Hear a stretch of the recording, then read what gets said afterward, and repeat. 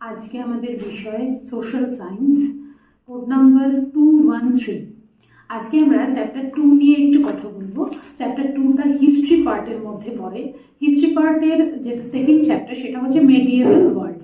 মেডিয়েভাল world, এখান থেকে যেহেতু এটা টিএমএ পোর্শনের মধ্যে পড়ছে, এখান থেকে আমরা এমসিকিউ বা বিভিন্ন ছোট প্রশ্নগুলোকে অ্যাটেন্ড করতে পারি। সেই ব্যাপারে একটুখানি ভালো করে আমরা যদি তৈরি করে নিই তাহলে কিন্তু আমরা সব কোশ্চেন অ্যাটেন্ড করতে পারবো। চলো তাহলে আমরা চ্যাপ্টার 2 মেডিয়েভাল ওয়ার্ল্ড নিয়ে একটু কথা বলে নিই। প্রথমত আগে জানতে হবে মেডিয়েভাল ওয়ার্ল্ড বিষয়টা, যেটাকে আমরা বাংলায় বলে থাকি মধ্যযুগীয় বিশ্ব, এটা সময়সীমাটা কত থেকে কত। টাইম পিরিয়ডটা হচ্ছে পঞ্চম শতাব্দী থেকে পঞ্চদশ শতাব্দী, অর্থাৎ 5th to 15th সেঞ্চুরি। এই সময়টায় যখন আমাদের পশ্চিম রোমান সাম্রাজ্যের পতন হয়েছিল আর রেনেসাঁসের উত্থান হয়েছিল, ঠিক সেই সময় কিন্তু মধ্যযুগীয় বিশ্ব আমাদের সময়সীমা। রেনেসাঁস বিষয়টা কি? রেনেসাঁসটা এর আগেই আমরা আলোচনা করেছি। রেনেসাঁসটা হচ্ছে সেই সময় যেটাকে আমরা বাংলায় বলে থাকি নবজাগরণ, সেটাই হচ্ছে আমাদের রেনেসাঁস। এই সময় বিভিন্ন মনীষী তাদের উদ্ভব ঘটে। তারা বিভিন্ন কুসংস্কারজনিত কারণে আমরা যে কটা দিন আমরা ছিলাম সেই দিনগুলো থেকে আমাদেরকে বেরিয়ে নিয়ে আসতে সাহায্য করেছিলেন কিন্তু এই মনীষীদের বেশ কিছু কার্যকারিতা। তার মধ্যে আমরা ঈশ্বরচন্দ্র বিদ্যাসাগরকে পেয়েছি, তার মধ্যে আমরা রাজা রামমোহন রায়কে পেয়েছি, জ্যোতিবা ফুলেকে পেয়েছি। সতীদাহ যেটা ছিল, সতীদাহর বিষয়টা কি ছিল? সতীদাহর বিষয়টা ছিল একজন এজেড পার্সন, উনি মারা যাওয়ার পর ওনার যিনি ওয়াইফ হবেন তিনি ওই সেম চিতাতে কিন্তু তাকে নিক্ষেপ করা হবে, অর্থাৎ খুব অল্প বয়সে সে স্বামীর পাশাপাশি স্ত্রীও মারা যাবে। সেটা ছিল সতীদাহ প্রথা। কিন্তু এই সতীদাহ প্রথা একমাত্র রাজা রামমোহন রায়ের জন্যই কিন্তু, এবং অবশ্যই লর্ড বেন্টিংকের সহায়তায় এই সতীদাহ প্রথা নিবারণ করা গিয়েছিল, নিষিদ্ধ হয়েছিল। বহু বিধবা আইন, এটা কিন্তু প্রণয়ন করেছিলেন ঈশ্বরচন্দ্র বিদ্যাসাগর। অর্থাৎ একটি বাচ্চা মেয়ে সে যদি বিধবাও হয়ে যায় কিন্তু সে পুনরায় বিবাহ করতে পারে, সেটি হলো বিধবা বিবাহ আইন, বহু বিবাহ। এটা উনি প্রথম কিন্তু নিজের ছোট ছেলের সঙ্গেই কিন্তু এটা প্রথম আর কি অ্যাপ্লাই করেছিলেন। আমরা বড় বড় হয়তো নীতি প্রণয়ন করে থাকি কিন্তু নিজেদের সাংসারিক দিকে বা নিজেদের পারিবারিক দিক থেকে কিন্তু আমরা সেটাকে কখনোই অ্যাপ্লাই করতে চাই না। কিন্তু আমাদের ঈশ্বরচন্দ্র বিদ্যাসাগর উনি ওনার নিজের ছোট ছেলের ক্ষেত্রেই সেটা অ্যাপ্লাই করে দেখিয়ে দিয়েছিলেন যে একজন বিধবা ব্যক্তি মেয়ের সঙ্গে একজন ছেলের বিয়ে দেওয়া সম্ভব। এটা সেই সময় আর কি চলেছিল। রেনেসাঁসে আমাদের এই বিষয়গুলোকে আমরা পড়েছিলাম। এরপরে আমাদের আধুনিক যুগের সূচনা হয়, কিন্তু আমাদের সেই সময় সমাজ ব্যবস্থাটা কেমন ছিল? সমাজ ব্যবস্থাটা ছিল সামন্ততান্ত্রিক। সামন্ততান্ত্রিক বলতে রাজা ছিল একদম সর্বোচ্চে, ওনার শাসন পরিচালনা থেকে শুরু করে সময়, এবং সেই সময় তার ক্ষমতাও ছিল বিশাল। পরবর্তীকালে এই যে তিনি যেহেতু একটা নির্দিষ্ট আসনে ছিলেন, তাদের ভূমিদাস থেকে শুরু করে কৃষক থেকে শুরু করে তারা কিন্তু তার আন্ডারেই ছিল। এবং এই সময় মানুষের মধ্যে যে জ্ঞানটা সেটা সীমিত ছিল, কিন্তু এটার পাশাপাশি বহু বিশ্ববিদ্যালয়, মাদ্রাসা সেই সময় কিন্তু এবং মঠ কেন্দ্রিক বিভিন্ন শিক্ষা ব্যবস্থাও কিন্তু তৈরি হয়েছিল। এবং শেষের দিকে বাণিজ্য, নগরায়ন মধ্যযুগের শেষ দিকে কিন্তু ক্রমশ বৃদ্ধি পায়। এবার আমরা যদি কয়েকটা পয়েন্ট একটুখানি বইয়ের মধ্যে রেখে দেখে নিই। আমাদের ফার্স্ট এখানে আমরা কি পড়বো? এখানে আমরা পড়বো identify the মেডিয়েভাল period as an important stage in the evolution of human society. অর্থাৎ মানব সমাজের বিবর্তনের যে মধ্যযুগে যে বিবর্তনটা হয়েছিল সেটার কি গুরুত্বপূর্ণ ভূমিকা রয়েছে। প্রথমত এই সময় রাজনৈতিক, সামাজিক, অর্থনৈতিক এই ধরনের এই দিকগুলোতে প্রচণ্ডভাবে পরিবর্তন দেখতে পাওয়া যায়।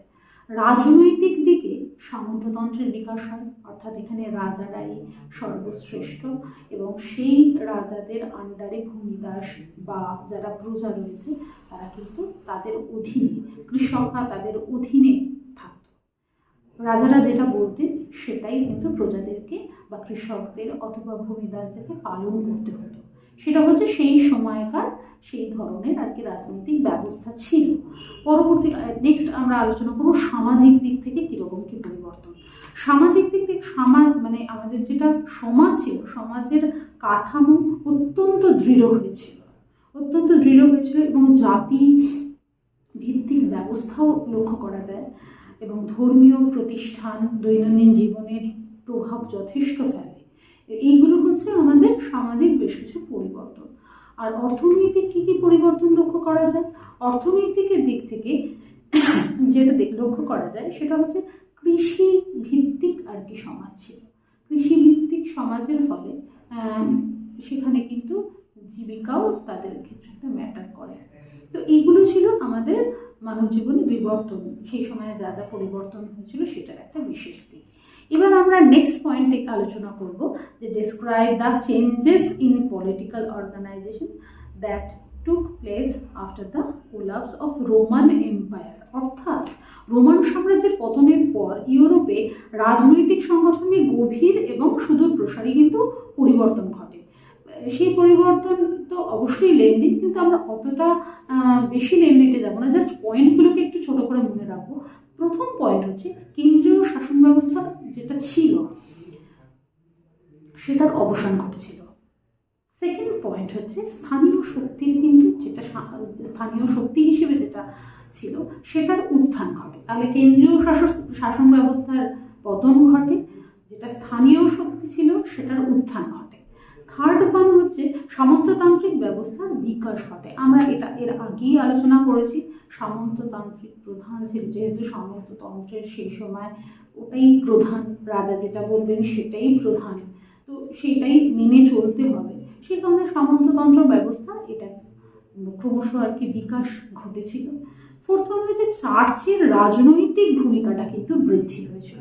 তাদের যে রাজনৈতিক ভূমিকা তো সেটা কিন্তু ক্রমশ বৃদ্ধি হয়েছিল। এইগুলো মোটামুটি পয়েন্টের মধ্যে পড়ে, এগুলি একটু তোমরা মনে রেখো। নেক্সট আমরা আলোচনা করব যে main features of Indian economy. আমরা ইকোনমির দিক থেকে, ইকোনমি মানে কি ভারতীয় অর্থনীতি, এর বেশ কিছু বৈশিষ্ট্য রয়েছে। সেই বৈশিষ্ট্যের মধ্যে যেটা আমরা মাথায় রাখবো, সেই সময় ছিল কৃষি ভিত্তিক অর্থনীতি, অর্থাৎ কৃষিটাকেই কিন্তু বিশেষভাবে প্রাধান্য দেওয়া হয়েছিল। মানুষ চাষবাস, কারণ এটা একটা বড় অংশে ছিল। আমাদের যদি চাষাবাদ না করা হয় তাহলে কিন্তু শস্যও ফলবে না, এবং মার্কেটে কিন্তু সেই শস্য কিন্তু সে অর্থে আসবে না। তাহলে মানুষ দৈনন্দিন জীবনে যা যা নিডসগুলো রয়েছে সেগুলো ফুলফিল করবে কেমন করে? তো সেই কারণে আমাদের কৃষি ভিত্তিক অর্থনীতিটা কিন্তু ছিল। পরবর্তীকালে যেটা পয়েন্ট হিসেবে মনে রাখবে সেটা হচ্ছে মিশ্র অর্থনীতি। মিশ্র অর্থনীতি মানে শুধু তো কেউ কৃষিভিত্তিক অর্থনীতির উপরে জীবিকা পালন করবে না, যারা চাষবাস করে তাহলে তারা কি করবে? সরকারি এবং বেসরকারি দু ধরনের কাজ রয়েছে। সরকারি বেসরকারি, যে যেটাতে ইনভলভ হতে চায় তারা সেই চাষাবাদের ব্যতীত আর কি তারা সরকারি অথবা বেসরকারি কাজে লিপ্ত হতে পারে। নেক্সট আলোচনা হচ্ছে নেক্সট পয়েন্ট হচ্ছে জনসংখ্যা বৃদ্ধি। দিন বৃদ্ধির সাথে সাথে জনসংখ্যার লেভেলটাও কিন্তু একটা নির্দিষ্ট লেভেল থেকে ক্রমশ বাড়তে শুরু করছে। এবার সেই জনসংখ্যার লেভেল যখন বাড়ছে তখন সেটার পাশাপাশি কিন্তু যেটা মেনলি একদম বেসিক নিডস সেটা হচ্ছে অন্ন, বস্ত্র এবং বাসস্থান। একদম প্রাইমারি লেভেলে মানুষের আর কিছু প্রয়োজন হোক বা না হোক, সবার প্রথমে মানুষের যেটা দরকার সেটা হচ্ছে খাদ্য, অর্থাৎ অন্ন, খাবার। সেটা প্রত্যেকটা মানুষেরই দরকার। দ্বিতীয় বিষয় হচ্ছে বস্ত্র। মানুষ যদি লজ্জা নিবারণ করতে চায় তখন সেখানে বস্ত্রটা ইজ ভেরি মাচ ইম্পর্টেন্ট, সেই কারণে বলা হচ্ছে বস্ত্র। আর দ্বিতীয়ত হচ্ছে থাকার জন্য মাথার ওপরে ছাদের প্রয়োজন, তা না হলে সে তো বৃষ্টিতে ভিজে যাবে বা রোদে পুড়ে যাবে, তো সেই কারণে বা শীতে ভীষণই কষ্ট পাবে, তাই জন্য বাসস্থান ইজ ভেরি মাচ ইম্পর্টেন্ট। তাহলে এই বেসিক নিডসগুলো তো আমাদের ফুলফিল করতে হবে। শুধুমাত্র জনসংখ্যা বৃদ্ধি হলে তো হবে না, তাদেরকে তো লাইফলি খুব ভালোভাবে সিকিওরভাবে যাতে তারা থাকতে পারে সব দিক থেকে, সেটাও কিন্তু দেখে রাখা, এটাও একটা বিশাল বড় দিক। নেক্সট যেটা পয়েন্ট ইন্ডিয়ান ইকোনমিতে, আয়ের বৈষম্য। আয়ের বৈষম্য বলতে ধনীও আছে আবার দরিদ্রও রয়েছে। সবার ক্ষেত্রে কিন্তু সবাই সেম উপায়ে তারা রোজগার করতে পারে না, এক একজন এক এক পেশায় নিযুক্ত। এবার সেই পেশায় নিযুক্ত থাকার ফলে কারোর ইনকাম, সোর্স অফ ইনকামটা অনেকটা ওপরের দিকে, অনেকটা বেশি, আর কারোর সোর্স অফ ইনকামটা অনেকটা কমের দিকে। তো তার ফলে মানুষের কিন্তু একটা ইকোনমিক্যালি জায়গায় সম লেভেলের পরিবর্তে একটা ডিসক্রিমিনেশন তৈরি হচ্ছে বা বৈষম্য তৈরি হচ্ছে। সেটা হলো আয়ের বৈষম্য, রোজগারের বৈষম্য। কেউ 50 টাকা রোজগার করছে, কেউ 500 টাকা রোজগার করছে, এই ডিসক্রিমিনেশনটা তৈরি হয়ে যাচ্ছে। আর এটার ফলেই তৈরি হচ্ছে বেকারত্ব। এই বেকারত্বটা হওয়ার ফলেই মানুষের মধ্যে একটা অসৎ উপায়, আমি যদি সৎ পথে, কারণ মানুষের বেসিক নিডস এটা তো একদম কম্পালসারি, এটা লাগবেই, কিন্তু সেটা যদি সৎ পথে সেটা না পেয়ে থাকে, তখনই সেখানে অসৎ পথে মানুষকে রোজগার কিন্তু করতে হবে। তো এই হচ্ছে আমাদের মোটামুটি টপিক। এর মাঝেও কিন্তু রয়েছে, অবশ্যই মাঝেও কিন্তু আমরা হজরত মোহাম্মদ সম্পর্কে পড়তে পারি। উনি 610 সালে উনি এসেছিলেন, মক্কায় উনি এসেছিলেন। ওনার বেশ কিছু প্রিন্সিপাল ছিল, বেশ কিছু নীতি ছিল। প্রথম কথা হচ্ছে এক ঈশ্বরবাদের নীতি, দ্বিতীয়ত হচ্ছে ন্যায় নীতি, তৃতীয়ত হচ্ছে সমতা, আর আরেকটা হচ্ছে ভ্রাতৃত্বের বাণী। প্রত্যেকটা আমরা সবাই ভাই ভাই, মানে কারোর মধ্যে কোনো রকম বৈষম্য উনি কিন্তু কখনো করে যাননি। এবং ওনার কাছে এক ঈশ্বর, এক বক্তব্য, এবং সেটার পাশাপাশি প্রত্যেকে যেন ন্যায়ের পথে যেন হাঁটে, এবং আমরা সবাই সমান। এই ধরনের বাণীগুলি উনি শুধু নিজেই মনে মনে সেটাকে রপ্ত করেনি, উনি প্রত্যেকটা জায়গায় এইটা কিন্তু প্রচার করেছিলেন। সেটা হজরত মোহাম্মদের সময় এটি হয়েছিল। এই হচ্ছে আমাদের মোটামুটি টপিকের বিষয়বস্তু। আমরা যদি আরও আর একবার বলি, আমরা যেহেতু এটা টিএমএ চ্যাপ্টারের আমাদের পোর্শনের মধ্যে পড়ছে, সেই কারণে আমরা এখান থেকে বড় প্রশ্ন একেবারেই করব না। এখান থেকে আমরা এমসিকিউ যত রয়েছে এমসিকিউটা আমরা করে নিতে পারবো। এমসিকিউ এবং ইনটেক্সটের ছোট ছোট প্রশ্নগুলো করলেই আমাদের কিন্তু মোটামুটিভাবে আমরা কমন পেতে পারি। আজকে এই পর্যন্ত। ওকে।